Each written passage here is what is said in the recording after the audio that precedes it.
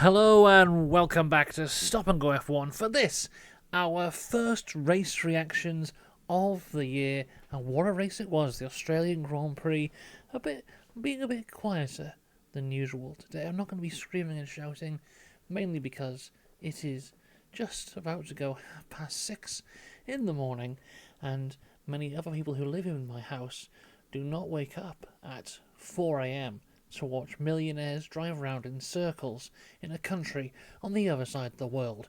But I do, and I hope you did too, because what a race that was. Let's start at the start with Lando Norris on pole, Oscar Piastri alongside him, with Max Verstappen in third, George Russell in fourth, and of course it is a wet one. The F2 feature race was actually cancelled because the weather was so bad. It did seem to get lighter as we got to the start of the Formula 1. In terms of changes to our grid, Ollie Behrman now starting from the pit lane, as was Liam Lawson. And as we go to the grid, the entire grid is on inters, apart from Lance Stroll, who elected to go on the full wet tyres. And there was rumours before the race that we're going to go for a rolling start. Zach Brown was definitely advocating for that, understandably so, with both his cars on the front row. Of course, he wants a safer start, but we do go for the standing start. And on the formation lap, there is a hell of a lot of spray. Incredibly low visibility on the formation lap, and unfortunately, this is when we lose the first of the 6 drivers that we are going to lose in this race, and unfortunately it is Isaac Hadjar out before the race even begins, going through turn 1 into turn 2, lights up the rears, loses the rear end and spins out into the wall on the formation lap. That's the end of his day, and my goodness, he is absolutely distraught, crying his eyes out on the side of the track. We see him later on walking through the paddock, being comforted by Anthony Hamilton, Lewis Hamilton's father. Complete class act there. We know Hamilton is such a huge inspiration and hero for Isaac Hadjar. He said that a lot in the interviews that he's done going into this season. I'm sure being comforted there by Anthony Hamilton would have meant a lot for him. But, luckily for Hadjar, I mean, this is an easy mistake to make. In fact, we'll see Lawson do it in about 40 laps' time. Lucky for him, he gets to go again in a week. This was an incredibly difficult race, I think, for all the drivers. And, in a season where we have so many rookies on the grid, for a lot of them to be their first race is really like, throwing them in at the deep end. And we saw a lot of them struggle, and we saw some of them succeed. And we'll get onto that more as we go through this race. Stefano Domenicali also went to see Isaac Hadjar at this point, and we'll go into the rookies a little bit more. And yes, a few of them do not finish this race, but the good news is, and as we found out during the 10 minutes of useless information F1 video that I did over the winter break, 17 Formula 1 world champions, their first race ended with a DNF. So there you go. There's a positive spin on this for you there. Due to Hadjar being out at this point, we have another formation lap and a delayed start here, and the visibility still not great, but a hell of a lot better than it was in that first formation lap, the track drying a little bit in between formation laps. So I think we would have had even more chaos than we've already had if we'd started at that initial start time. Lance Stroll also takes this opportunity to move from the full wets to the intermediate tyres, and then we actually finally get going in this race. And it's a good start from Lando Norris, but the best start on the track was from Max Verstappen. He's able to get past Oscar Piastri alongside Lando Norris. Lando pushes him to the outside of the track, which allows Piastri to get back on through, pushes Verstappen down to third. But then as they're going up until turn 3, that long kind of curved straight that they have there, Verstappen able to get past Piastri again. So Lando Norris leads from Max Verstappen, from Oscar Piastri, and this is when Jack Doohan has now had a crash, and this brings out the safety car. Again, feeling very sorry for Jack Doohan here. I think Jack Doohan has had a fabulous weekend up until this point. Was very strong in the practice sessions, had a good qualifying. His final lap in Q2 was compromised by Lewis Hamilton spinning, so I think there was more pace for him there. But again, it was just one of those things, he just loses the rear end, and I feel for him more than anyone else who DNF'd in this race. just because of that additional pressure that we all know is on him with Colapinto being there in the wings. You know, this is just a simple mistake that any driver could make. In fact, we see Carlos Sainz make it in about 30 seconds' time. You know, but this could be spun negatively for him. No pun intended there. But yeah, I think doing under a lot of pressure, this is not the way he needed to start his F1 career. But, you know, like Hadjar, he can go again next week. Hopefully, unless they go very brutally, pull him out of the car before then. And then, as I alluded to there, Carlos Sainz out of this race. One of the man with the most hype going into this F1 season. The Williams car looking good. Carlos Sainz, we know how fantastic he is. Behind the safety car, again, loses the rear end on the penultimate corner. Actually, it was the ultimate corner, then goes into the wall on the start-finish straight. Again, it's one of those things, I think Martin Brundle said it when he was commentating, you can't save that. Once the car goes, it's just gone. Very unfortunate for both Doohan and Sainz here, and we're in a position now where we've lost 3 drivers from this race, and we're yet to have one actual lap of racing. That's how chaotic this start was. Meanwhile, behind the safety car, both Ocon and Behrman, as well as Liam Lawson, all pit for new intermediate tyres. Safety car ends on lap 8. Lando Norris goes very early, but Max Verstappen able to stick with him for a little bit. But eventually, Lando starting to pull away as Oscar Piastri starts to pull Verstappen in for P2. What we learned from this race is at this point, the McLaren is easily the class of the field. So many opportunities here. It was just abundantly clear that they are the fastest car, much faster than anyone else. Verstappen very twitchy during some of these laps, little snaps of oversteer here and there. All the drivers at this point desperate to cool the tyres, because what we have is it's stopped raining, but the sun isn't out, it's not hot, which means that the track isn't necessarily drying, but it's not getting wetter. So we have that dry line and the cars are forming, but the puddles outside the dry line are still there. So drivers often being seen driving off the racing line to try and cool those tyres from there, try and make them last a little bit longer.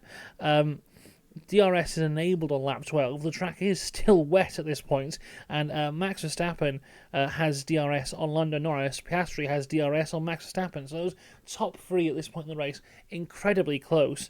And then I think everyone else, I think it was it Russell at this point in 4th, I think, and he was like 6 or 7 seconds behind. So it was very much the class of the field, the 2 McLarens and Verstappen at this point. Big spin for Antonelli at this point on turn 4, very similar to what we saw Russell do in practice earlier in the weekend. He was able to keep out of the wall though and keep going. Max Verstappen goes deep on turn 11, Piastri able to get past him for P2, that's on lap 17. We get a note here that Alonso, Yuki, Hamilton and Albon were all noted for safety car infringements. Apparently it was due to dropping too far back. We have seen penalties be given out for that in the past, but thankfully all of them were able to get away with nothing here this weekend and just carry on. Because I think that kind of thing, in a race like this where it is so treacherous and tricky, to be pulled up on, you fell too far back under safety car, I think would be a bit unfair. And luckily able to keep on going from there. Now Verstappen's in 3rd. It shows that, the McLaren car is much better for looking after the tyres, because Verstappen's tyres seem to be going at this point, and he's really having to look after them. And now that he's not in between those 2 McLarens, he's massively fallen back as well. The 2 McLarens leading out in the way there, Verstappen on a kind of race of his own in 3rd, and then everybody else behind from there. Antonelli is making moves here, and what a race it was for Kimi Antonelli. Really, really good. There's a load of drivers this weekend who I think deserve a lot of praise, and Kimi Antonelli for sure is one of them. A bad qualifying for him, which I don't think was necessarily his fault. It seemed like a car fault. The car just dropped down, the floor's scraping along the ground as he's driving. We know how important that ground effect is to these types of cars, and let me tell you, if the floor is scraping along the racetrack, that's not very good. So I think it wasn't his fault, his qualifying position, but he worked with it fought back, incredible race for him. This is where it starts going his way. He was up to P11 on lap 23. Also, Alex Albon is another guy we have to celebrate in this race. At this point, he's just holding Hamilton behind for basically the entire race. Lewis Hamilton in a faster car, but Albon not aggressively defending, but just being able to put his car in the right position again and again and again. Really, really good stuff here. And this is when the Hamilton-Ferrari fairy tale starts to take a turn, because up until now, it's all been ice cream and sugar and rainbows. And now, real life has happened, and it started to go a little bit wrong. You know, we saw over the winter break when that photo came out of him in the suit with the Enzo Ferrari's house behind him, and that was a great moment. And then, you know, we had the testing of the previous cars, and, you know, it's all looking good and the photos are looking good, and then in testing it's like, oh yeah, we're all having a great time. Now is the time when it's like, right everybody, pull your trousers down, let's see what you've got. And what Ferrari has got is a car that is not going to challenge for this championship as of right now. You know, all things can change over the course of the season. We saw it last year, and with the flexi-wing stuff, more than ever it can change for sure. But the Ferrari-Hamilton relationship in this race did not go well. Ferrari messed up on the strategy, we'll get on more of that later on, but Hamilton and his engineer basically arguing through a lot of this race where Hamilton does not really want to be told anything. His engineer trying to tell him, oh, try pressing this, try doing that, and he's like, just leave me alone. And later on, the engineer's like, can you just please try pressing the K1 button? And he's like, I'll try it later, for God's sake. And just like, you know, this whole Ferrari-Hamilton thing, there was even like a video package on Sky before the race of like, oh, the most successful driver ever, meeting the most successful team ever. It's a match made in heaven. And an hour later watching the race, and he's like, just leave me alone. It's like the juxtaposition of the two positions that we have here. It's just very funny. But yeah, we'll move on. At this point, lap 29, Oscar Piastri has DRS on the back of Lando Norris. This is very interesting here because Zach Brown was on the Sky broadcast. You know, they often have a team principal. They kind of message in between on random points in the race. And when Lando was leading and it was Max in second and then Piastri in third, they asked Zach Brown, if Piastri can get past Max, what's the rules of engagement here? And Zach Brown's like, yeah, man, we're going to just let him race, yeah. And everyone's like, oh, yeah, what a great guy. He's just going to let his drive his race. And then we get to this point here where Oscar Piastri is behind Lando Norris on DRS, and we get the radio message, Piastri, please hold position. So it's like, oh, they're not going to let him race. But then they say that the reason they're not going to let him race is because there was back markers in the way, and they just wanted to get through the back markers as quickly as possible. And then once they got past the back markers, they're like, oh, now you're free to race. But by the time they say, now you're free to race, not only had the back markers made the gap bigger, but I think Piastri also had a little tap in the gravel as well. So he was like 2 seconds behind. They're like, you can race now you're 2 seconds behind. It's like, you know, they can say, oh, it was because of the back markers and stuff, but I think even with the back markers, you let him race all the time, because Oscar Piastri was definitely quicker at that point in the race. Over the entire course of the race, for sure, Lando was the quicker driver of the two, but in that exact position, I would have liked to see a cheeky dive bomb. I know everyone else would have liked to too, but anyway, we move on from here. Because Fernando Alonso's in the wall, just kind of tapped the curb here and lost the rear end, went into the wall. Very similar to what I said Piastri did before when he lost that gap to Lando Norris. Just kind of tapping the curb, but Alonso just completely lost it into the wall. This brings out the safety car, and this is the moment where everyone goes, right, let's take that risk. Let's go from the wet tyres to the dries.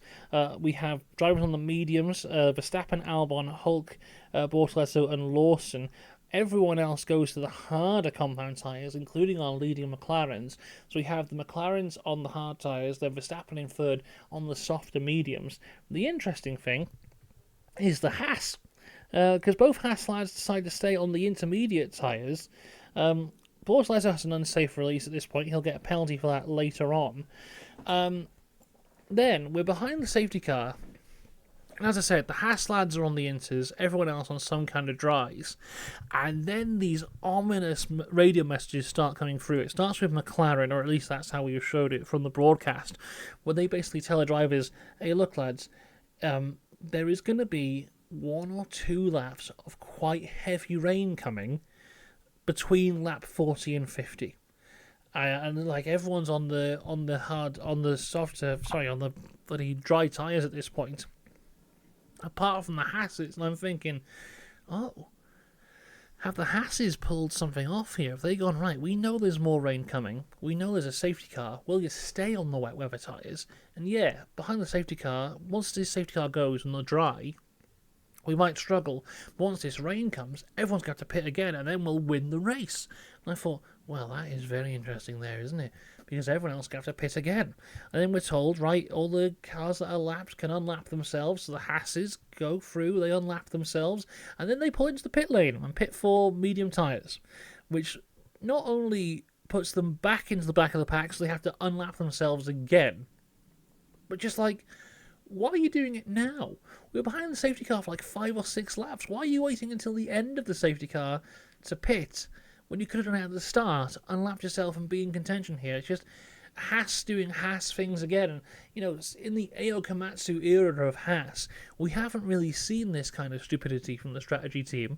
In fact, you know, if we go back to Canada last year, where they were on the wet tyres, the full wets rather than the inters at the start, and they were the class of the field for the first 6 or 7 laps. You know, they were the ones who kind of read the weather correctly at that point. And here, they're just like, they're reading something, but I don't know what it is, because this was definitely not the right thing to do. At one point, it looks like Ollie Behrman came out, nearly took Max Verstappen out, then went in front of Max, and then it looked like we were going to start the race with Ollie Behrman as a lapped car kind of just in between him and the McLarens. They do let them unlap themselves again, which I think is the first time ever a car has had to unlap itself twice under safety car.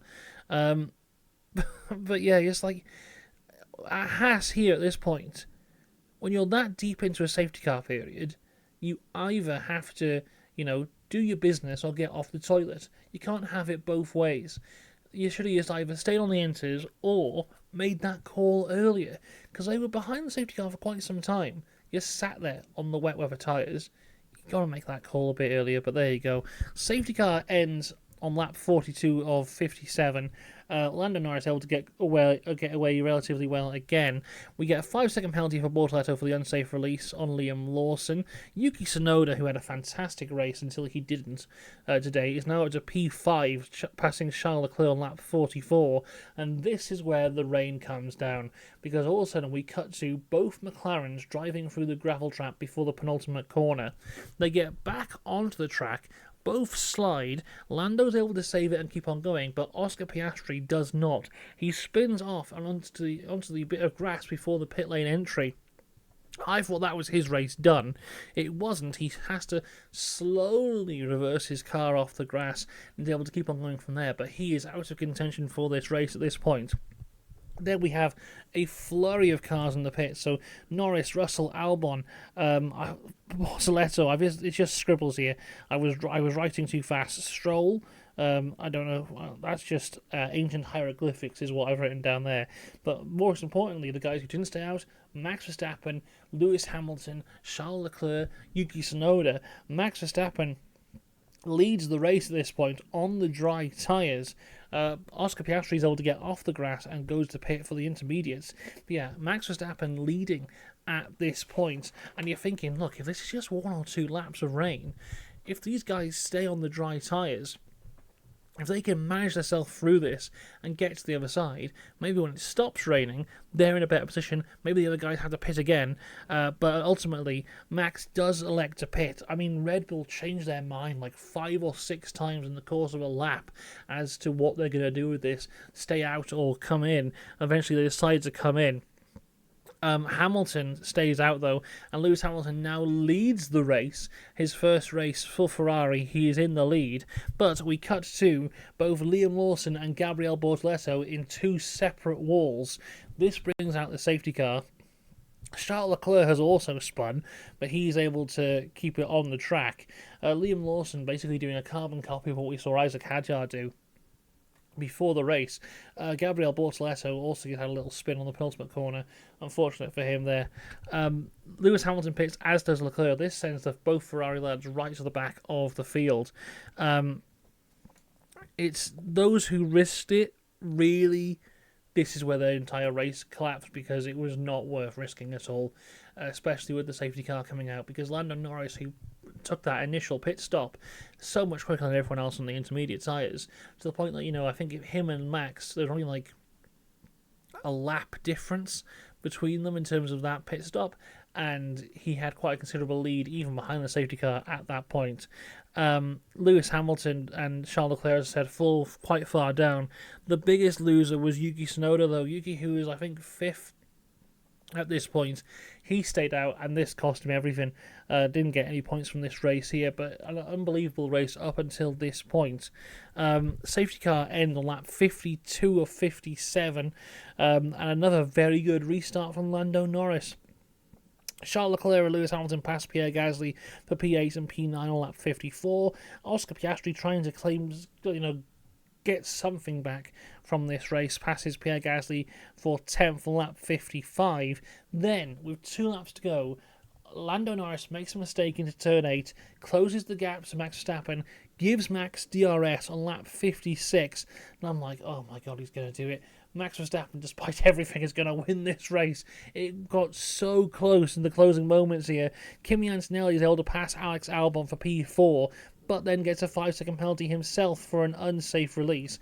And as we cross the line on the first race of 2025, Lando Norris takes the win from Max Verstappen in P2, just separated by 0.8 of a second, very close to the end here. George Russell in 3rd, Alex Albon does finish 5th, but due to Antonelli's penalty, he's able to get 4th place. Antonelli in 5th, Stroll 6th, Hülkenberg 7th, Leclerc in 8th, Oscar Piastri 9th, Lewis Hamilton in his first race for Ferrari is in 10th place, getting 1 point.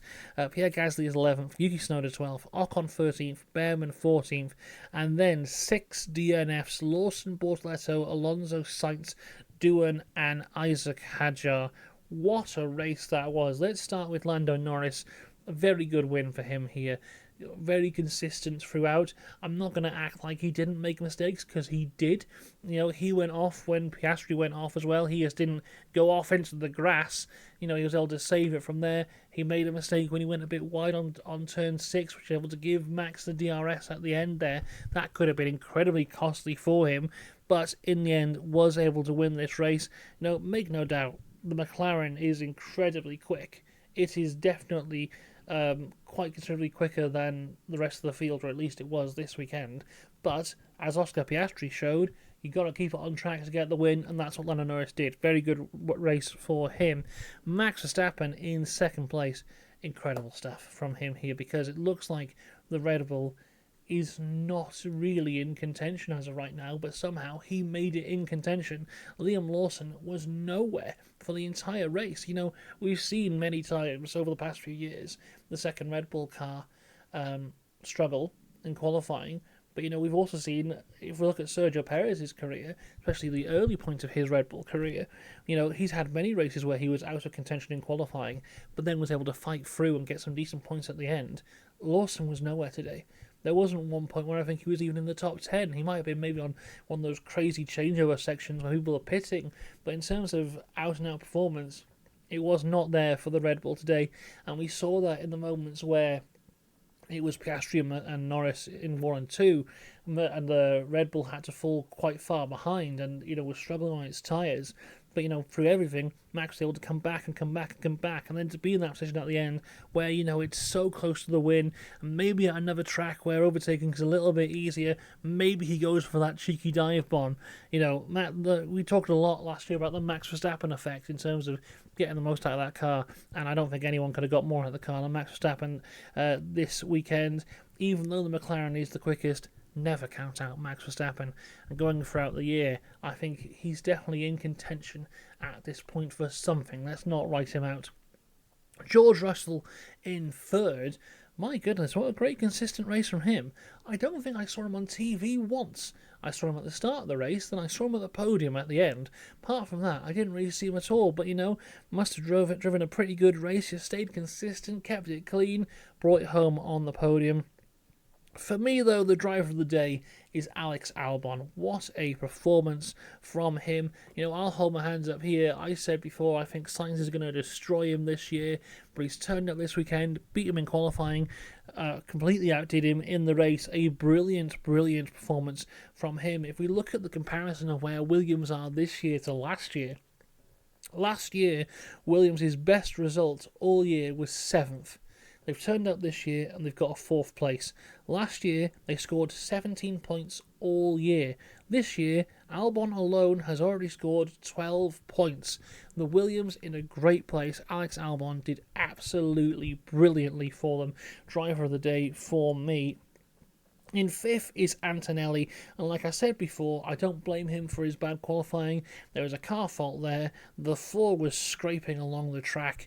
But a fantastic recovery, a fantastic debut, in a race here where it's so chaotic.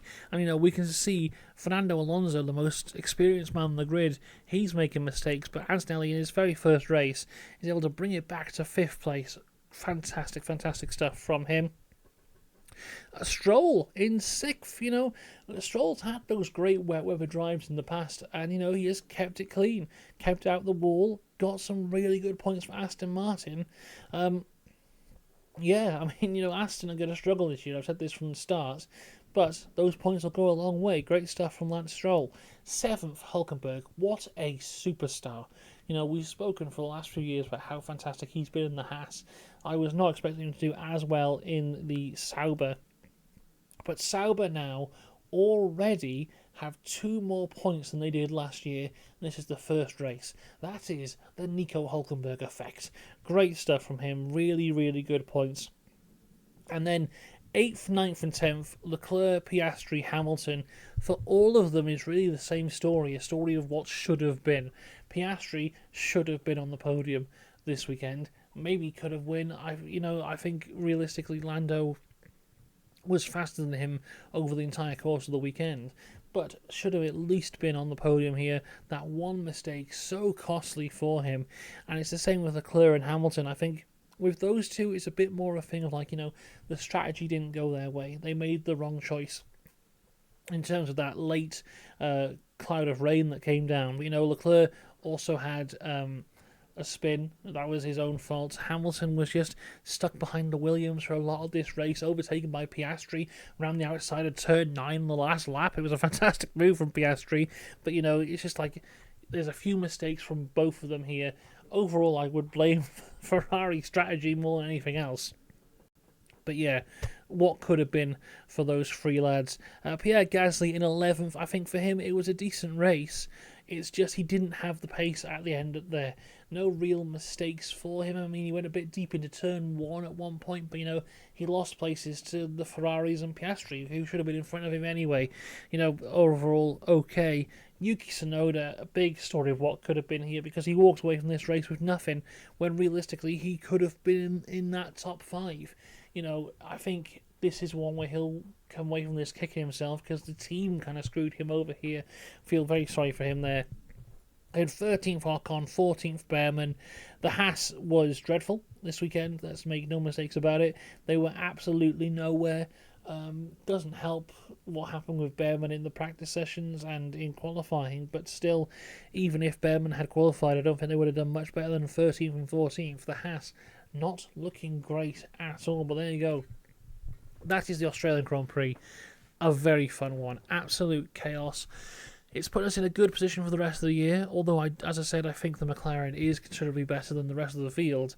There's people who can take it to him. And who knows how that will change from track to track, and the whole flexi wing coming in Barcelona and upgrades and whatever it might be. We're setting up for something, hopefully, a lot of fun. That's it now, though, for the race review. We'll have the coverage of the F2 and the F3 at some point over the next 2 days. I've seen the sprint races for both. Of course, the feature race didn't happen in F2, but I believe it did for the F3, so I'll get round to that at some point. Driver ratings will be out tomorrow, so that should be fun. There'll be quite a few 10s, I think, going out this weekend. And then, of course, next weekend is our first sprint race weekend of the year in China, as well as the return of F1 Academy. So a lot to come on the channel over the next week or so. I'm going to go back to bed now. I hope you've had a wonderful time. I will see you later. Have a good one. Goodbye.